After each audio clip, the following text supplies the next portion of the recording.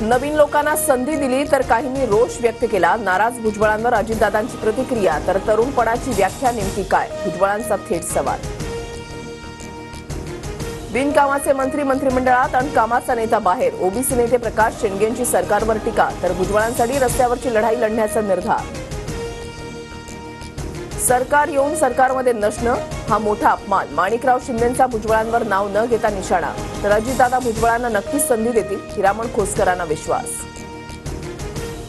नाशिकमध्ये माणिकराव कोकाटेंच्या बॅनरवरून छगन भुजबळांचा फोटो गायब। तर बॅनरवर फोटो नसला म्हणून काय झालं, लाखो गरिबांच्या हृदयामध्ये माझा फोटो, भुजबळांचं उत्तर।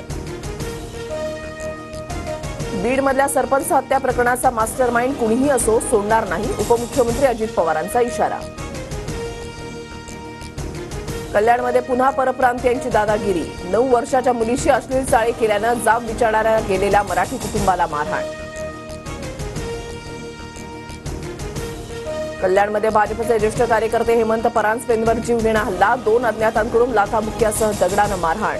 हल्ल्यामध्ये जखमी परांजपेंवर रुग्णालयामध्ये उपचार।